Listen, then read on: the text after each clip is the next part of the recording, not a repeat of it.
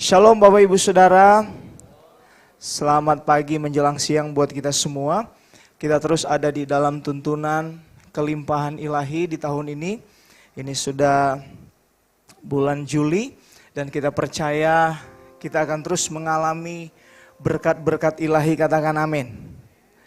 Dan pagi hari ini kita akan sama-sama merenungkan satu tema topik, yaitu menggali kekayaan ilahi. Coba katakan kiri kanannya, menggali kekayaan ilahi. Wow, kelimpahan ilahi Tuhan sudah berikan kepada kita, Tuhan sudah nyatakan kepada kita. Sekarang bagian kita adalah menggali sebanyak mungkin kekayaan-kekayaan ilahi yang ada di dalam Yesus Kristus. Katakan amin. Mari kita baca ayat kebenaran firman Tuhan yang terdapat di Matius 6 ayat 10. Dengan bersuara kita baca 3, 2, 1. Datanglah kerajaanmu, jadilah kehendakmu di bumi seperti di sorga. Ini doa Bapa kami yang Tuhan Yesus ajarkan kepada murid-muridnya. Artinya Tuhan Yesus mau mendatangkan kerajaan sorga terjadi di bumi. Amin. Kerajaan sorga terjadi di dalam pribadimu. Kerajaan sorga terjadi di dalam keluargamu. Kerajaan sorga terjadi di dalam bisnis usahamu, katakan amin. Saudaraku yang dikasihi oleh Tuhan, untuk itulah Tuhan Yesus tidak tergoda dengan tipu muslihat iblis. Ketika dia berpuasa 40 hari 40 malam, dan ketika dia merasa lapar, dia digodai oleh iblis. Godaan yang pertama apa? Jadikanlah batu-batu ini roti. Kalau engkau anak Allah, jadikanlah batu-batu ini roti. Dan Tuhan Yesus berkata, manusia hidup bukan dari roti saja, tetapi dari firman Tuhan yang keluar dari mulut Allah. Dan iblis membawa dia di atas bumbungan bait Allah, dan iblis berkata, kalau engkau anak Allah, jatuhkanlah dirimu ke bawah. Karena ada tertulis, ada malaikat akan menatang engkau. Tapi Yesus berkata kepada iblis, jangan engkau mencobai Tuhan Allahmu. Dan iblis juga memperlihatkan kemegahan dunia dan segala kekayaan dunia. Dan iblis berkata kepada Yesus, kalau engkau sujud menyembah aku akan berikan kemegahan dunia. Dan Yesus berkata, ada tertulis, sembahlah Tuhan Allahmu, karena hanya kepada Dia engkau berbakti. Saudaraku yang dikasihi oleh Tuhan, kenapa Tuhan Yesus tidak tergoda kepada iblis? Karena iblis itu adalah malaikat yang dibuang oleh Allah. Tuhan Yesus tidak perlu membuktikan dirinya kepada iblis. Karena iblis itu bukan siapa-siapa. Iblis itu tidak ada apa-apanya. Kasih tahu kiri kanannya, iblis itu tidak ada apa-apanya. Sebagai orang yang percaya Tuhan, kita tidak perlu membuktikan diri kepada keinginan dunia ini yang sudah ditunggangi oleh tipu muslihat iblis. Karena iblis itu bukan siapa-siapa. Iblis itu adalah malaikat yang dibuang oleh Allah yang tidak ada penebusannya. Tetapi saudara dan saya ditebus oleh Kristus. Amin. Dan kita berharga dan mulia. Nah, alasan yang kedua, kenapa Tuhan Yesus tidak tergiur dengan kemegahan dunia? Karena Tuhan Yesus mau membawa sorga terjadi di dunia ini. Kemegahan dunia terlalu kecil untuk kita alami. Kemegahan dunia terlalu terbatas untuk kita alami. Tetapi sorga tiada batasnya. Bilang tiada batasnya. Kemegahan dunia sementara. Ya, saudara yang punya banyak mobil, banyak rumah besar itu sementara, sebentar. Tetapi sorga ada di dunia ini untuk setiap saudara dan saya mengalami yang namanya kekekalan. Jadi sorga ada di dunia ini untuk dialami oleh setiap orang yang percaya. Bilang kiri kanannya, sorga diberikan Tuhan untuk kamu. Dan sorga itu bukan nanti ketika kita meninggal. Tapi sorga itu sudah ada di dalam hidupmu. Karena Yesus ada di dalam hidupmu, katakan amin. Yesus berkata kepada murid-muridnya, Matius 28 ayat 18, kepadaku telah diberikan segala kuasa, baik di sorga maupun di bumi. Berarti kalau saudara percaya Yesus hari ini, sorga ada di dalam hidupmu. Wow, inilah yang Tuhan Yesus mau nyatakan di tengah-tengah kita. Pertanyaannya buat kita semua, bagaimana kita menggali kekayaan ilahi? Yang pertama saudara, kita harus menyatakan Kristus di dalam hidup kita. Kita harus menyatakan pribadi Kristus ada di dalam hidup kita. Katakan kiri kanannya, menyatakan Yesus ada di dalam hidupmu. Kita baca ayatnya, Yohanes 14 ayatnya yang ke-6, 3, 2, 1. Kata Yesus kepadanya, akulah jalan dan kebenaran dan hidup. Tidak ada seorang pun yang datang kepada Bapa kalau tidak melalui aku. Jalan satu-satunya untuk orang mengalami sang punya surga, yaitu Bapa di sorga, adalah Yesus. Tidak ada jalan lain. Kemegahan dunia bukan jalan untuk kita berjumpa dengan Bapa di sorga. Tetapi Yesus adalah jalan satu-satunya, akses satu-satunya untuk saudara mengalami kasih Bapa di sorga. Karena kasih Bapa di sorga begitu besar. Karena begitu besar kasih Allah, kasih Bapa, sehingga ia mengaruniakan anaknya yang tunggal. Berarti begini saudara, kalau saudara percaya Yesus, saudara juga mengalami kasih Bapa, amin. Kalau saudara percaya Yesus, berarti saudara mengalami hati Bapa. Suatu kali Yesus bersama murid-muridnya berjalan, dan murid-muridnya bertanya, Guru, engkau berjalan bersama-sama dengan kami, engkau sering menceritakan Bapa. Tolong tunjukkan Bapa itu kepada kami, itu sudah cukup. Itu perkataan Filipus. Dan Yesus berkata begini kepada Filipus, hei Filipus, sekian lama engkau bersama-sama dengan aku, engkau tidak melihat Bapa. Ketahuilah, Bapa ada di dalam aku dan aku ada di dalam Bapa. Berarti kalau saudara percaya Yesus, berarti saudara percaya Bapa. Bapa dengan Yesus sama, satu. Dan orang yang mengalami Yesus, dia mengalami kasih Bapa. Kenapa saudara kita perlu mengalami kasih Bapa? Karena gambar Bapa di dunia ini begitu dirusak oleh iblis. Ada bapa yang otoriter, yang keras, yang suka pukul anak-anaknya. Ada bapa yang melecehkan anaknya. Ada bapa yang menjual anaknya. Ada bapa yang menceraikan istrinya. Dan itu dirusak oleh iblis dengan 3 hal tadi. Gara-gara status jabatan, dia rela menikahkan anaknya. Ada yang seperti itu. Gara-gara kemegahan dunia, dia rela menjual istrinya. Gara-gara judi, dia rela menggadaikan keluarganya. Bapa di dunia ini dirusak oleh tipuan-tipuan iblis.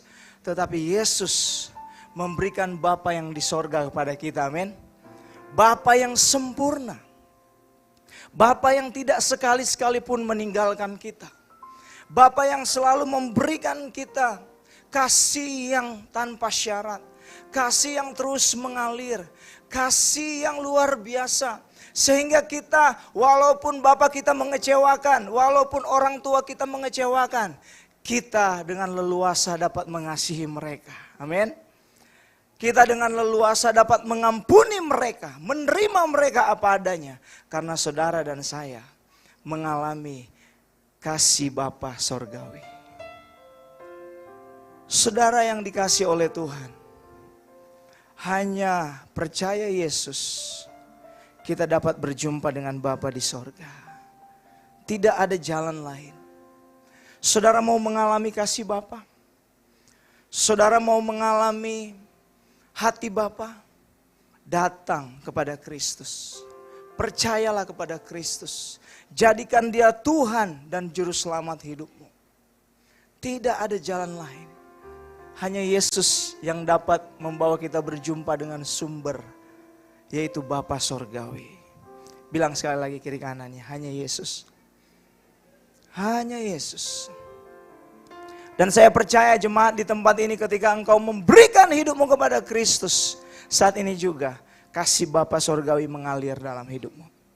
Mengalir dalam pribadimu, mengalir dalam pikiran dan hatimu, mengalir di dalam keluargamu, pernikahanmu, pekerjaanmu. Dan disitulah engkau akan menjadi pribadi-pribadi yang berbeda. Kalau orang berjumpa dengan Bapa di sorga, hidupnya hanya mengasihi, mengampuni, hanya menerima orang lain apa adanya dan tanpa syarat. Orang yang mengalami kasih Bapa, dia tidak menuntut. Orang yang mengalami kasih Bapa, dia akan berkata, surga lebih mahal daripada kemegahan dunia ini. Dan dia akan menolong orang lain dengan apa yang Tuhan percayakan kepada dia. Karena kasih Bapa melebihi dari kemegahan dunia. Bilang kiri kanannya, kasih Bapa melebihi dari kemegahan dunia. Yang kedua, Bapak Ibu Saudaraku yang dikasih oleh Tuhan, untuk kita menggali kekayaan ilahi, viralkan nama Yesus. Viralkan nama Yesus Kristus setiap saat. Hari-hari ini nama siapa yang kita viralkan? Mari kita baca ayat firman Tuhan ya. Kolose 3 ayat 17 dengan bersuara 3, 2, 1. Dan segala sesuatu yang kamu lakukan dengan perkataan atau perbuatan, lakukanlah semuanya itu dalam nama Tuhan Yesus. Sambil mengucap syukur oleh Dia kepada Allah Bapa kita. Bapak Ibu Saudara, untuk memviralkan nama Yesus bukan hanya sekedar di ibadah raya. Tetapi ketika engkau pulang dari tempat ini, engkau menceritakan Yesus di dalam pribadimu, di dalam keluargamu, di dalam bisnis usahamu, engkau viralkan nama Yesus. Kenapa? Kita harus memviralkan nama Yesus, karena ketika nama Yesus ditinggikan, di situ ada sorga, amin. 3-2 orang berkumpul di dalam namaku, di situ aku ada di tengah-tengah mereka. Apa saja yang mereka minta dan doakan, aku akan mengabulkannya. Hanya nama Yesus.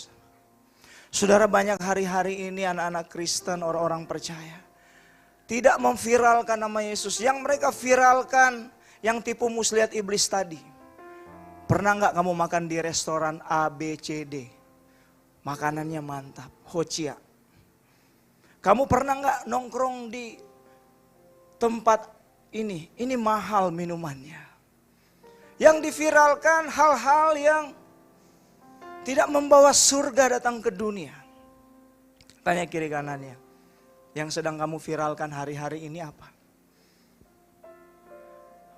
Banyak orang-orang Kristen memviralkan pergumulannya, kesusahannya, memviralkan status jabatannya. Kamu tahu saya siapa? Saya aja gak tahu saya siapa. Memviralkan apa yang ditipu oleh iblis, status jabatan.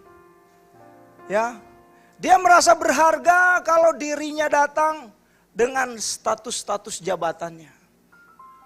Itulah tipuan iblis. Dan kalau di gereja, dia nggak puas kalau tidak menjadi sesuatu. Padahal kita tidak perlu membuktikan diri kita, benar? Karena kita sudah dikasihi oleh Kristus, sudah disertai oleh Tuhan. Jangan tertipu lagi oleh tipu muslihat iblis dan tidak perlu membuktikan diri kepada iblis karena iblis bukan siapa-siapa. Sekali lagi, karena iblis bukan siapa-siapa, amin. Tapi lihat, Kristus ada di dalam kita. Kristus ada di dalam keluarga kita.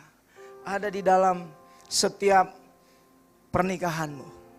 Viralkan Tuhan. Saudaraku yang dikasih oleh Tuhan.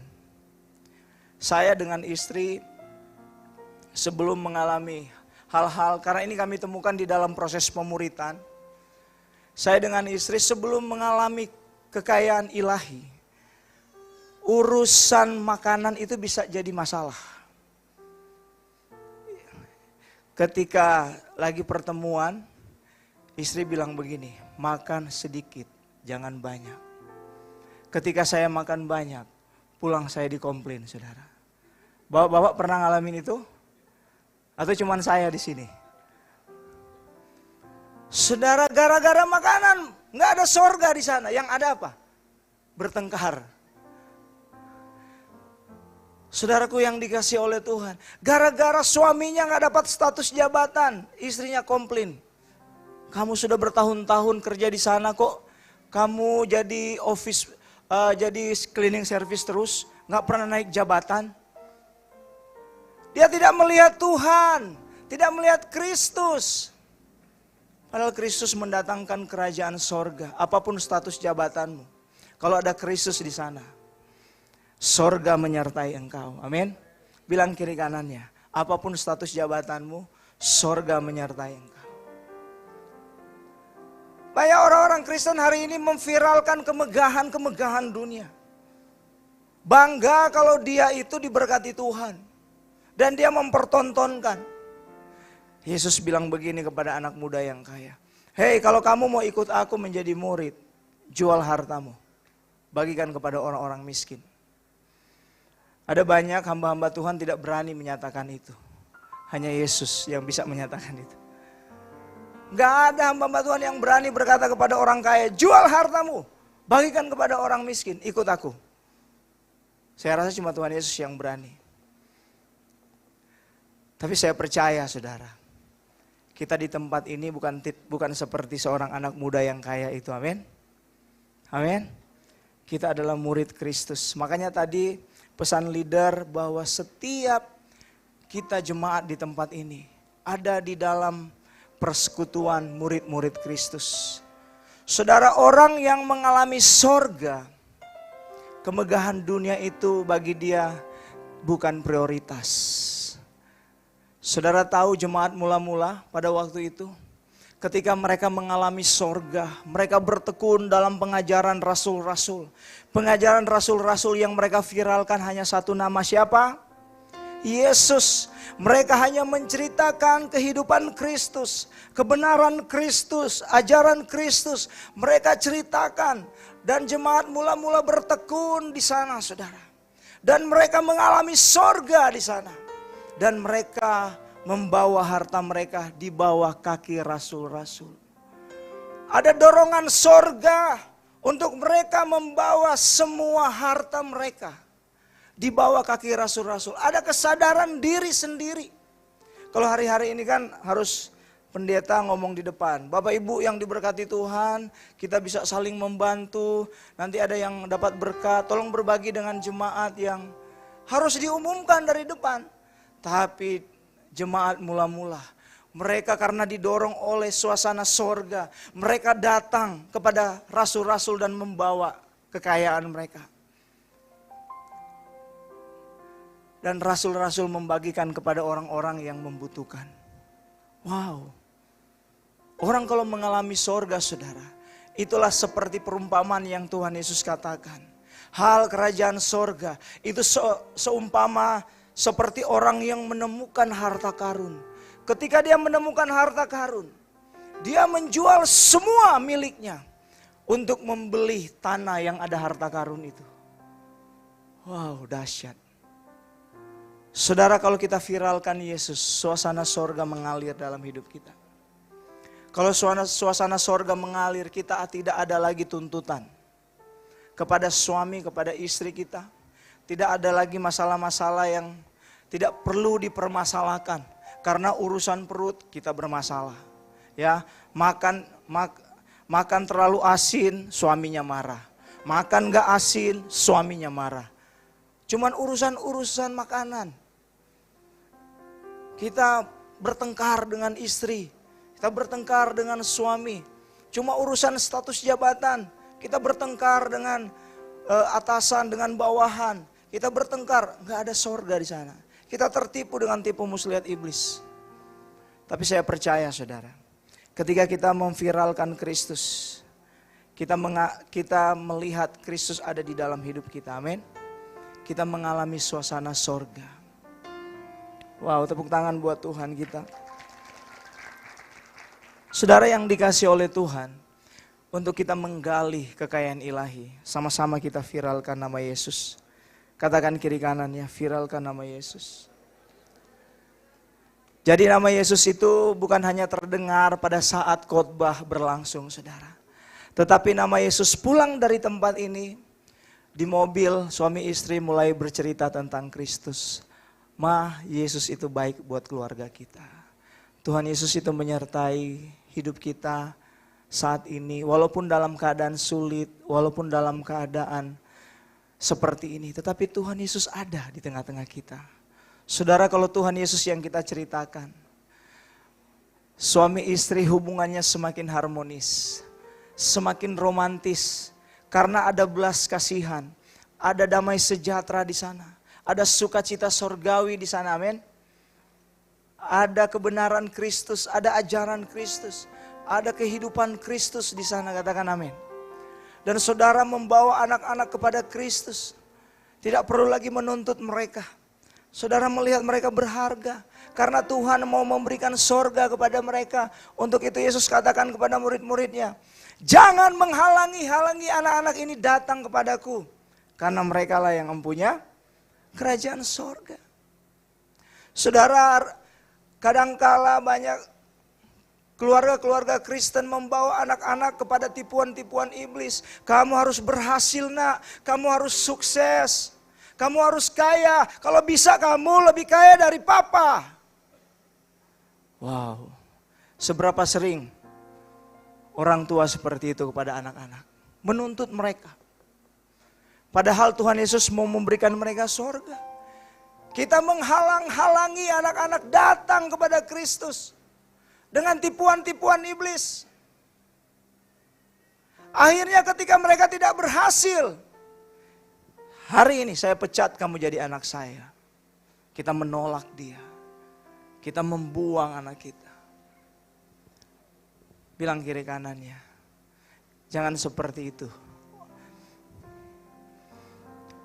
Bawa anak-anak kita kepada Kristus, saudara. Karena mereka memiliki sorga. Tuhan mau mereka mengalami sorga di dunia ini. Amin. Yang ketiga, saudaraku, ini dia. Kita baca bersama-sama.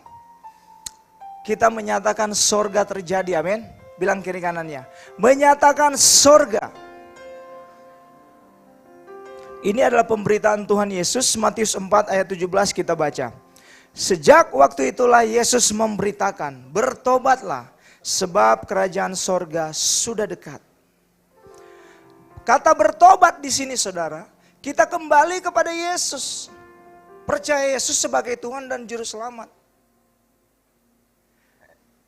Saudara tahu banyak orang-orang yang belum percaya Yesus, mereka mengalami kehidupan yang penuh dengan kekecewaan, ketakutan, kekhawatiran. Kita wajib membawa mereka kepada Kristus. Karena Yesus memberikan sorga kepada saudara dan saya. Kepada orang-orang yang belum percaya. Sorga itu terjadi di hidupmu. Saudara, ketika jemaat mula-mula bertekun dalam pengajaran rasul-rasul, mereka mengalami sorga. Pikiran mereka mengalami metanoia, perubahan pikiran. Dan fokus mereka bukan lagi kepada kemegahan dunia. Fokus mereka sudah berfokus kepada Kristus yang mempunyai sorga. Dan mereka mengalami sorga setiap hari bersama rasul-rasul. Dan mereka membawa harta-harta mereka di bawah kaki rasul-rasul untuk dibagi-bagikan. Dan Tuhan membuat mujizat luar biasa di sana. Tuhan menambahkan jumlah mereka yang percaya.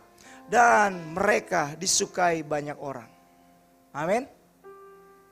Saudara, kalau sorga ada di dalam keluargamu, saudara akan disukai banyak orang. Kenapa? Karena kalau orang berjumpa dengan setiap kita di tempat ini, mereka mengalami suasana sorga, saudara. Rasa-rasanya mereka mau betah berbicara dengan kita, ngobrol dengan kita. Beda ya kalau ngobrol sama Bapak ini bisa lama dan bisa ada damai sejahtera. Kenapa? Karena sorga berbicara damai sejahtera, amin. Kalau berbicara dengan Bapak ini ada kebenaran, karena sorga berbicara kebenaran Tuhan, amin. Kalau ngobrol sama Bapak ini ada sukacita sorgawi, karena sorga berbicara sukacita yang datang dari Roh Kudus, amin. Tapi kalau ngobrol sama Bapak itu, 1 menit udah gak betah. Kenapa? Yang diomongin kemegahan dunia, yang diomongin status jabatan, yang diomongin masalah perut, yang diomongin pergumulan. Tanya kiri kanannya, yang kamu obrolkan sekarang apa? Saudara, kalau saudara memberitakan Kristus, orang akan betah. Kenapa? Karena mereka merasakan suasana sorga. Dan suasana sorga ada di tengah-tengah kita, amin. Karena Yesus ada di hidup kita. Saudaraku yang dikasihi oleh Tuhan. Saudara tahu tambang emas terbesar di Indonesia? Iya. Saudara, kekayaan dunia ini, dunia ini kan diciptakan oleh Tuhan. Digali sudah berapa tahun kira-kira, saudara? Ya, puluhan tahun. Tapi nggak habis-habis. Nggak habis-habis digali, saudara. Saudara, dunia ini diciptakan oleh Tuhan. Itu baru di Indonesia. Ya, belum lagi di tempat-tempat yang lain. Itu aja nggak habis-habis digali. Sekarang yang punya dunia ini, Yesus. Kekayaannya itu, saudara, kekal. Bilang kiri kanannya, kekal. Saudara, kemegahan dunia bagi Tuhan gak ada apa-apanya. Baru satu planet yang namanya planet bumi sudah berlimpah, apalagi planet yang lain. Tapi Kristus yang menciptakan alam semesta dan isinya. Saudara, kekayaan ilahi yang ada di dalam Kristus. Untuk itulah Rasul Paulus katakan, yang ku kehendaki ialah mengenal Tuhan di dalam kematian, di dalam kebangkitan. Kenapa Rasul Paulus berkata begitu? Karena ada kekayaan ilahi yang terus dia rasakan, dia alami setiap hari, saudara. Amin. Saudara harus menyatakan surga terjadi di dalam hidupmu, di dalam keluargamu. Karena di sana ada kekayaan ilahi yang kekal. Saudara, tidak semua masyarakat Indonesia boleh menikmati emas yang ada di Papua. Tapi dengar baik, orang yang percaya Yesus dapat menikmati kekayaan ilahi, amin. Mau dia masih kecil sampai dia udah tua, dia dapat menikmati kekayaan ilahi di dalam Kristus. Dan kekayaan Tuhan tidak dapat dibatasi oleh ruang dan waktu. Saudaramu ada di Batam, saudaramu ada di Jakarta, saudaramu ada di luar negeri. Itu tidak dapat membatasi untuk kita menggali kekayaan ilahi. Buktinya di mana? Rasul Paulus di penjara, saudara. Tetapi penjara tidak dapat membatasi untuk dia menyatakan sorga. Buktinya, saudara, Rasul Paulus dari penjara dia menulis surat kepada jemaat-jemaat. Dan Alkitab memuat di perjanjian baru tulisan-tulisan Allah lewat Rasul Paulus. Amin. Pulau Patmos tidak dapat membatasi Rasul Yohanes untuk mengalami sorga. Pulau Patmos nggak ada orang tinggal, nggak ada sumber daya di sana. Tetapi sorga ada di Pulau Patmos, amin. Di sanalah Rasul Yohanes mendapat kitab Wahyu. Dan kita dapat melihat hari-hari yang akan datang lewat kekayaan ilahi yang dinyatakan oleh Tuhan lewat Rasul Yohanes. Saudara, kekayaan ilahi tidak dapat dibatasi oleh ruang dan waktu. Kekayaan ilahi kita dapat di dalam Kristus. Dan Yesus ada di dalam kita. Dan kita di dalam Yesus. Bilang kiri kanannya, kamu di dalam Yesus? Saya di dalam Yesus. Kita di dalam Yesus. Saudara, kalau kekayaan ilahi ini nyata di tengah-tengah kita, sorga nyata di tengah-tengah kita, kita tidak perlu lagi membandingkan diri dengan orang lain, amin.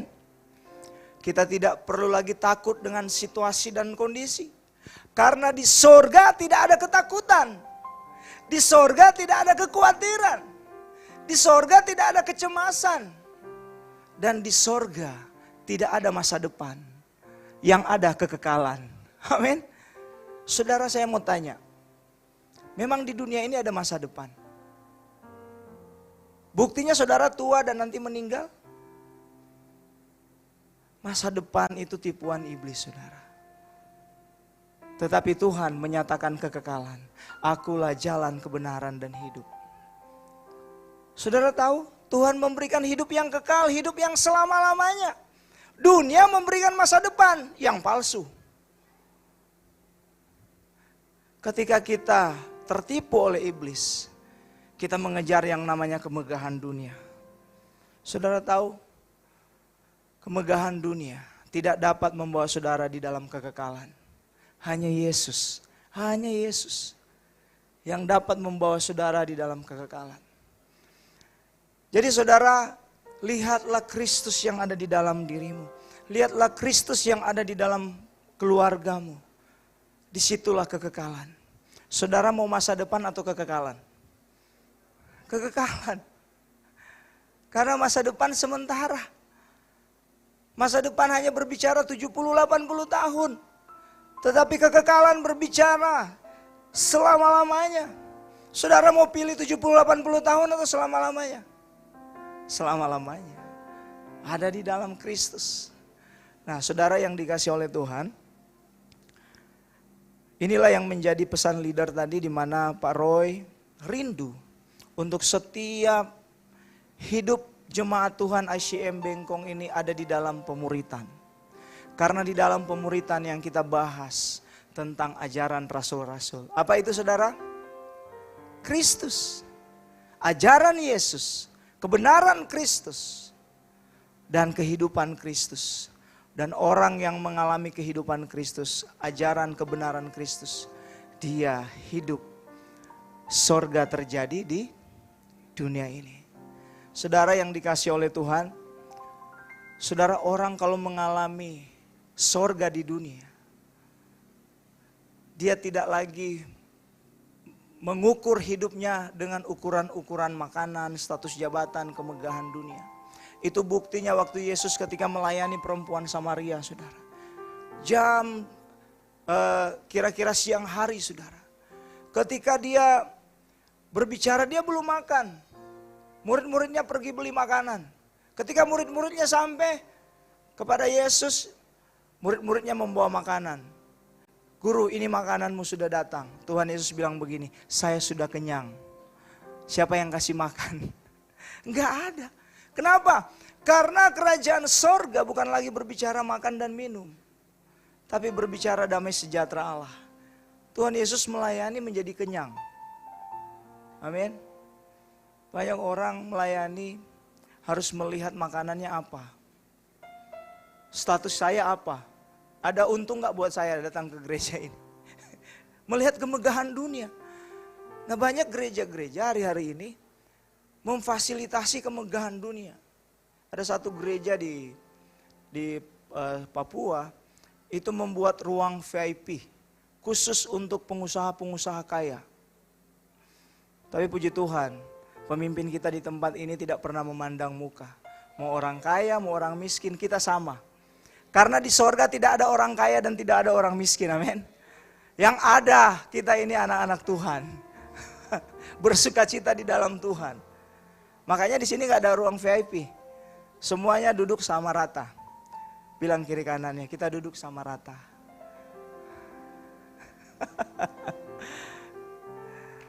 Ya, karena jebakan iblis ini sangat jahat, saudara.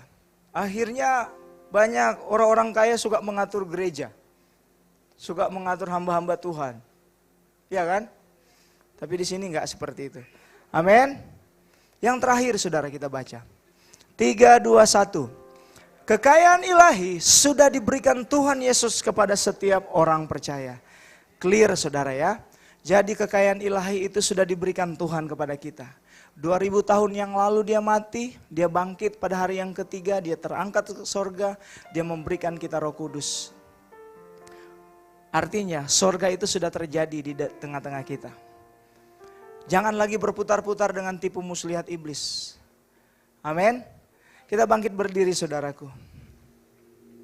Tepuk tangan buat Tuhan yang dahsyat.